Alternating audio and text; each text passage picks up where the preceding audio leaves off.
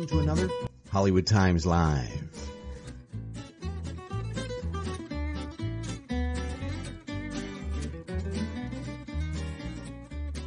Tonight, Valerie Milano interviews Mariana van Zeller, award-winning Portuguese journalist and National Geographic Channel correspondent for Trafficked with Mariana van Zeller. Also, Christian Cooper, lifelong birder, host and co-producer of Extraordinary Birder with Christian Cooper. And also Jeff Jenkins, global adventurer, award-winning travel blogger and influencer. Never Say Never with Jeff Jenkins.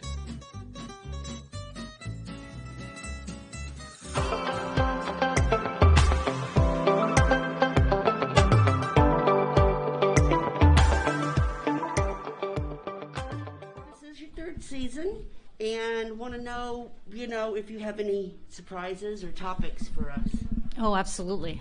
That you can talk about. Yeah, absolutely. I think what we try to do a little differently with this season is that we looked at the headlines. Whenever you open up a newspaper or turn on the television, you see all these issues that are on a daily basis in the headlines, whether it's guns or the opiate crisis or scams, the war in Ukraine, and we try to sort of go behind the headlines and give our viewers a rare and unique access into these underworlds. The show is all about black markets. In each episode, we explore a different black market. And again, this season, the episodes and the topics we picked are very much the ones that we see on the headlines, almost on a daily basis. Well, on that note, what's your most intense point of view that you've experienced? Intense point of view. I think there's ideas out there that these black markets happen in very faraway places. And in fact, they're a lot more prevalent than we know, and they're all around us. I think most people don't realize that half of the global economy are actually these black and gray markets, and yet we know almost nothing about them. So I think that's one of the things that I'm happy that we're able to do with Trafficked, is really sort of gain this unique access, but to be able to show the world what happens, who are the operators, and what impact these black markets have on our daily lives. Do you ever do any follow-up process after your interviews? Absolutely. I'm still in touch with a lot of the people we meet. One of the big takeaways for the show that's very important for me is that I don't want people to watch Trafficked, and I don't think they do, actually. Once you do watch the show, you come away thinking that, the world is full of bad people. In fact, the biggest takeaway for me filming this show, and I hope for our viewers as well, is the fact that the vast majority of the people I meet in these black markets are human beings just like you and I. And they're people that I am able to connect, and I'm hoping our viewers will too. And the majority of times it's because of a lack of opportunity and the inequality that exists in this world that people end up involved in the life of crime. So that's a big takeaway and an important one for me. It's this connection, which actually has given me a very positive perspective of the world, which is, again, the idea that no matter how far into the edges of our society we travel, that we can still find people that are relatable and redeemable.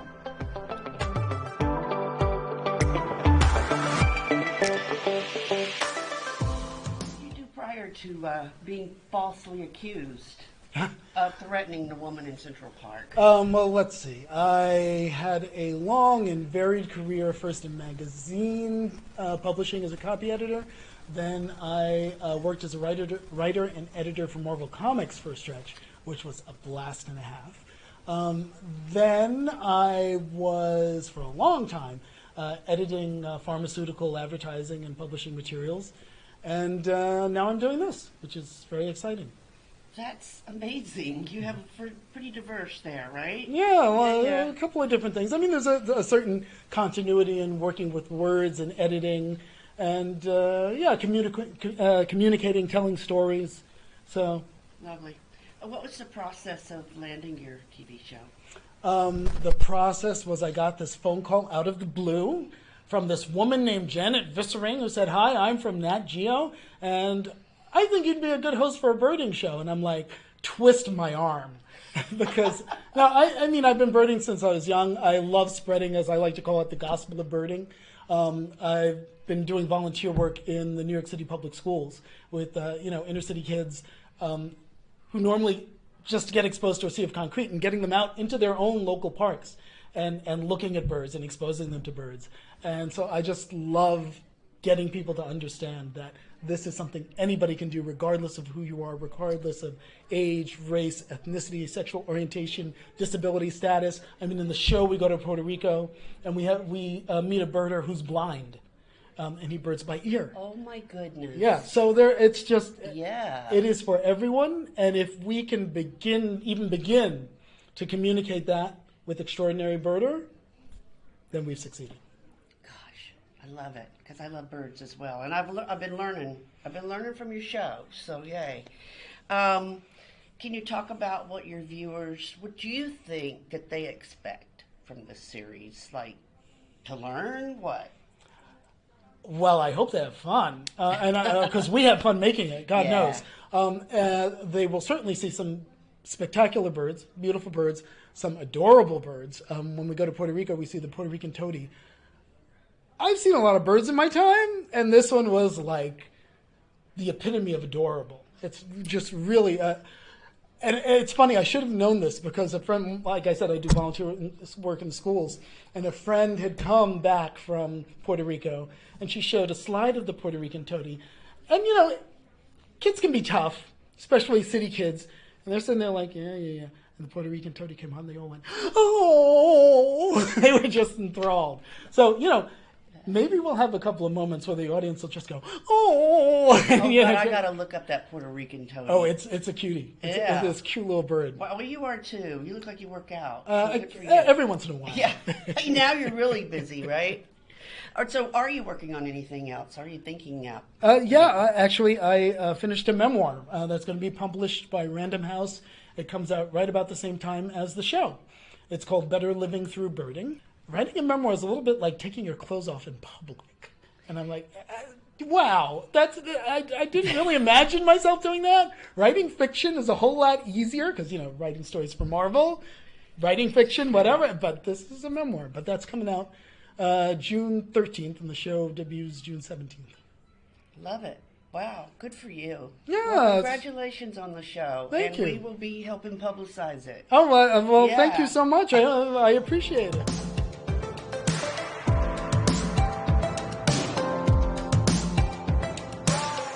How did you begin your career in travel journalism? Well, I used to be a high school choir teacher for 9 years. I left that, and I decided to go on this mission trip into Rwanda. And while I was there, long story short, we realized that they needed water, and so we started this water well project. And when I went back to go build those water wells, I asked myself, what do I really want to do? And I was like, I want to travel the world, help people, and get paid to do it. And so that took me down the journey of travel journalism and travel blogging. Good for you. That's what I say. I want to travel as long as I have legs. Come on. Let's do it. And even without legs these days, I've been finding my friends are doing that now. Excellent. I love your pen. That's Thank a Nat you. Geo Thank you. pen. Yes, it is. Never seen one, you guys. You know the guy, I got The I was like, yeah, we can Quite get you amazing. How challenging is it stepping out of how challenging is it for you in your comfort zone? Yeah, I've been blessed through the years to have been traveling for almost 17 years now, and I think that's where those lessons started. And it's like the more you do it, I got makeup getting in my eyes. I'm sorry. Oh, did they put makeup on you today? All right. Well, I don't use it a lot, so I was like, something's going in there. it hurt. But it's like, the more I travel, the more I started doing different experiences, the more I started getting used to it. But it's like the challenge is to step out of the comfort zone. So now my box is a lot smaller than it was before. I think my box was massive, like that comfort zone box.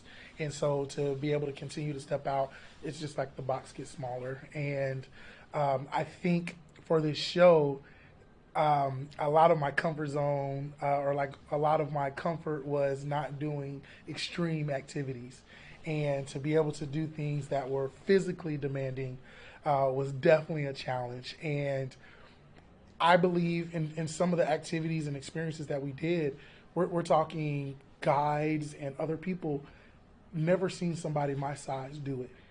And so that was a challenge even for them. So they were even surprised by the end of it, like, oh, he did it. Or, oh, we had to make these accommodations. And with these accommodations, now it's going to open up the world to a lot of other people to be able to do those same things that look like me. Wonderful. Yeah, I really have enjoyed it so far. And I said the same thing, you know, when you just answered that question about the comfort zone and your size and how challenging it can be. You hit it on the head. Appreciate you. And you're not scared. Yeah, I'm not. Have you faced anyone discouraging you to move forward with your experiments?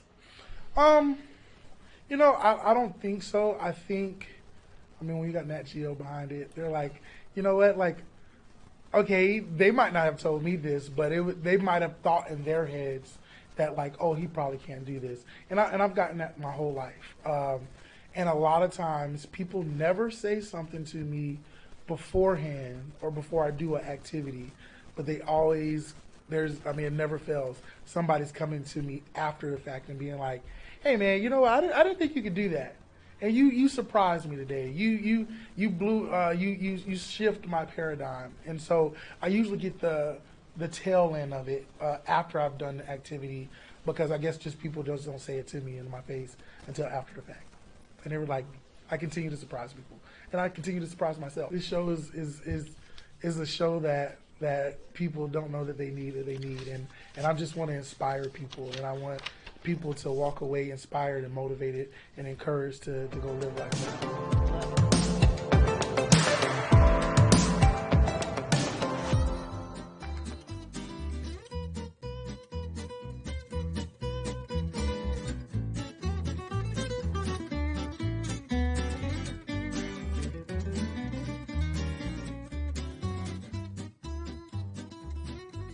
Watching and suggest you subscribe to this channel for the next Hollywood Times Live.